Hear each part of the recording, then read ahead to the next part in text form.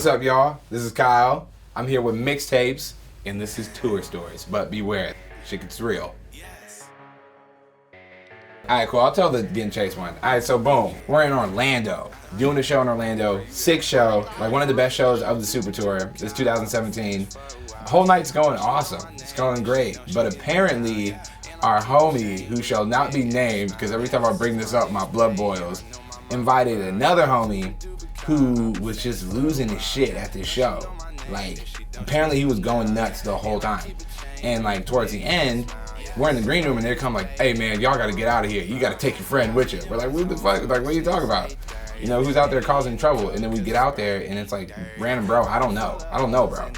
But he's just out there tripping, like cussing everybody out, like, yeah, I'ma get y'all. Like, whoa, like, dude, chill. Anyways, we call an Uber to go to the hotel before we get on the bus. We were like trying to take a shower and shit. And bro randomly like comes screaming around like in his car, like just tripping, full on tripping. And like stops in front of us, like gives us a weird ass point and like a twitch of a face and then peels off. And we're like, fuck, we really need to go. So we get in our Uber and by the time we're like bags loaded and in the Uber, bro is coming around the block again. And this time, you know, this time he means it. Like this time he's coming with intention. And we're like, fuck. So we get in our Uber. Luckily, we had like the downest Uber driver of all time.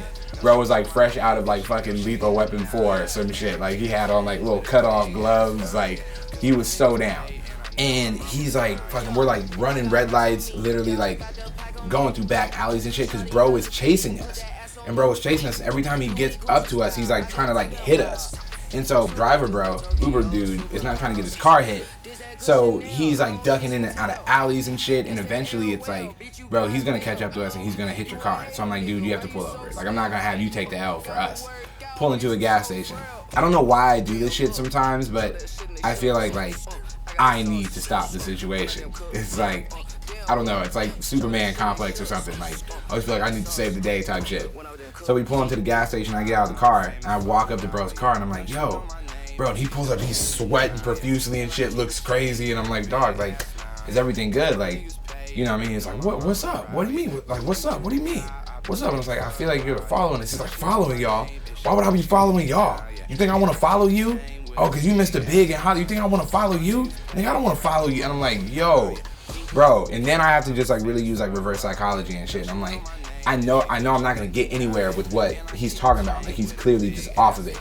And so I'm like, man, really in the middle of the whole thing, I switched the whole conversation. I'm like, that's a tight like scarf you got there. He's like rocking this like random scarf. I'm like, that's a really nice scarf. I was like, where'd you get it? He's like, oh, this ain't nothing.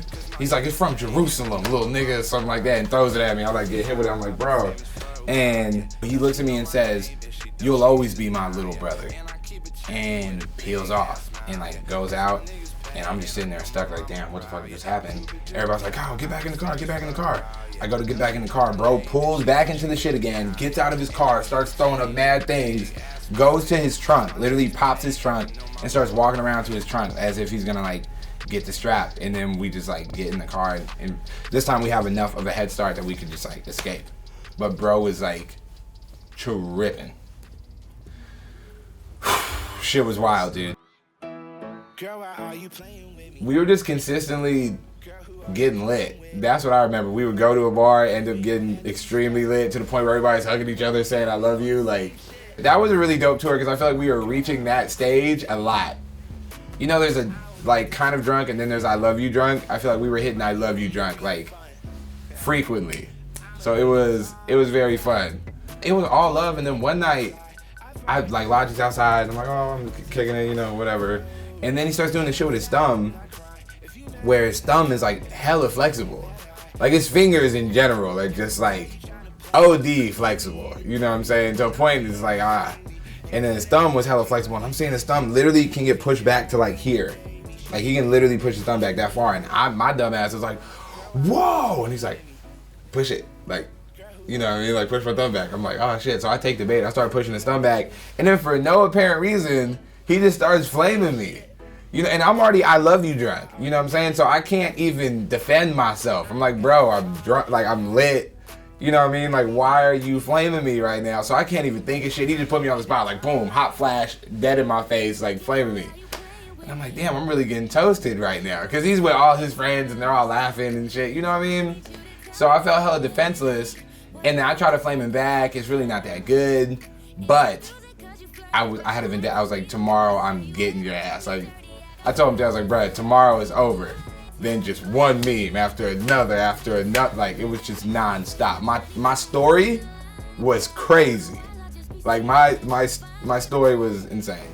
So it was like, he won the battle that night, but I felt like I won the war. My favorite crowd I've ever played in front of in my entire life was Webster Hall in New York on the Super Tour. By far my favorite show I've ever done. I don't know why, too, because it's like New York usually is like one of those crowds you have to earn it, but you never really get what you were trying to earn, at least. And then this Webster Hall show, like, actually, you know, that's what it was. You always have to fight to earn New York's respect, and Webster Hall was like immediate love. Like, from the moment I touched the stage, it was just like going nuts, and you never get that from New York. So like, it just felt so epic. Like, my dreams. That was so whack. It felt like my dreams came true. There's this pinnacle of like trying to be a rapper that I didn't necessarily know if I was gonna reach, and that Webster Hall show, I was like, wow, I feel fulfilled right now. What's up with these one-liners? I feel like I made it. Like, you know what I'm saying? Like, something like that to a certain degree. And my whole fam was there. All my friends was there. I looked up, seen my homie crying. Next to my homie crying is my girlfriend crying. Next to my girlfriend crying is his girlfriend crying. Next to her is another homie of mine crying. And then on the stage was me smiling big as shit. So yeah, Webster Hall was my favorite show I've ever done. Until next time.